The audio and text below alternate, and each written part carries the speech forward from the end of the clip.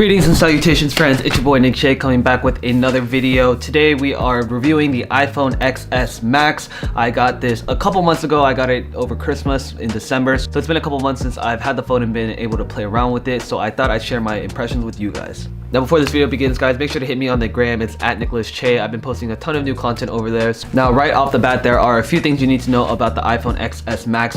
Obviously this is the little bit bigger version than the XS version that they offer. For me, I was coming from the iPhone 7 Plus, which had the same dimensions as the iPhone XS Max, but the screen size was a lot smaller because we don't have this OLED display, meaning that you just get a lot more real estate that you're actually able to see your content on your phone. For me, making the switch from the 7 Plus to the XS Max series was honestly a great investment because as a photographer and videographer and someone who uses my phone to show clients potential pictures or videos and always using my phone as a second monitor, it's great to have this much real estate where you can just blow up a picture, you can show videos, and it looks really clean. Obviously, there are a few improvements of the XS Max compared to the XR series or the regular iPhone 10.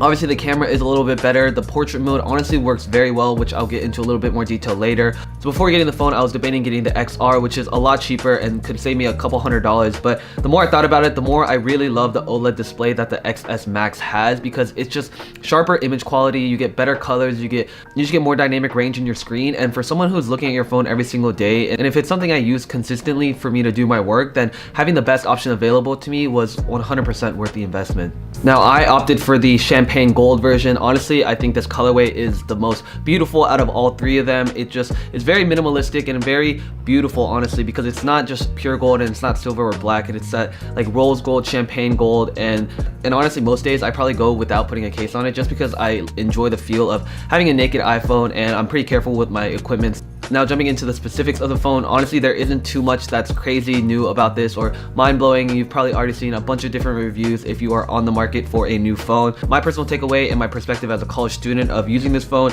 is it's a beast. Everything I need to do, it's fast, it's reliable, the battery lasts me all day. I can use the camera to take photos and take videos if I don't have my proper camera with me. So honestly, I have no complaints about this phone. The only downside is I wish there were a few more upgrades compared to the iPhone 10 and actually justify the few $100 upgrade, because in all honesty, the 64 gig version of the XS Max is about $1,100, and to pay over $1,000 for a smartphone is kind of ridiculous these days, and I don't necessarily think it's justified to be at that price tag. But Apple is Apple, and there's nothing we can do to personally fix that. But compared to the other options available, I always lean towards Apple just because my entire ecosystem is Apple friendly. I have a Mac, I have an Apple Watch, I have an iPad, and for me to have an iPhone and use features that are consistent throughout the entire ecosystem is super helpful. It allows me to just be way more productive because I don't have to be switching from Android to Windows to Mac and just have different competing software. So having AirDrop is a huge thing. I just got an Apple TV, so being able to AirPlay from my phone or my computer to my TV is a huge feature as well. iMessage, obviously, now we have group FaceTime, and personally for me, I just enjoy the aesthetics of the Apple ecosystem a lot better. It's more minimal, it's more user friendly, and something that I've just been accustomed to over the past few years. So as a photographer, one of the biggest differences is this camera, and for me personally, I'm not a huge mobile photographer just because I always like to bring my own cameras, but when there's situations where I can't be bringing out a huge DSLR rig, my phone does a great job. It's able to do flash, it's able to do, just great lifestyle pictures, just live in the moment with your friends and whatnot. Portrait mode is honestly pretty great. So I actually went and tested out my iPhone against my Sony a7R III with the Zeiss 55mm 1.8 lens.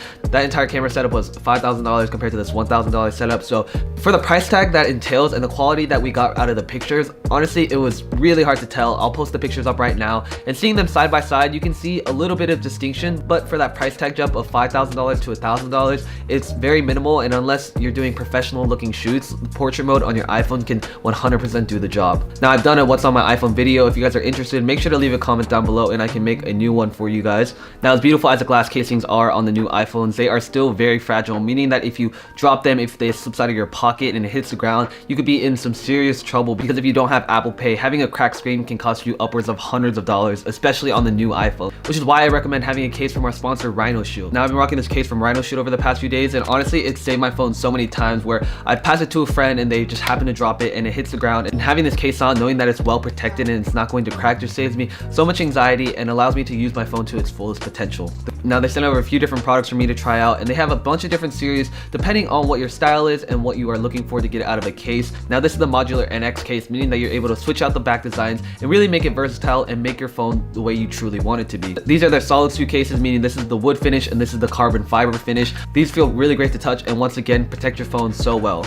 On top of that, they actually have add-on lenses that you can screw onto the case itself and really make your phone lens into a much more versatile camera. So let me show you guys real quick.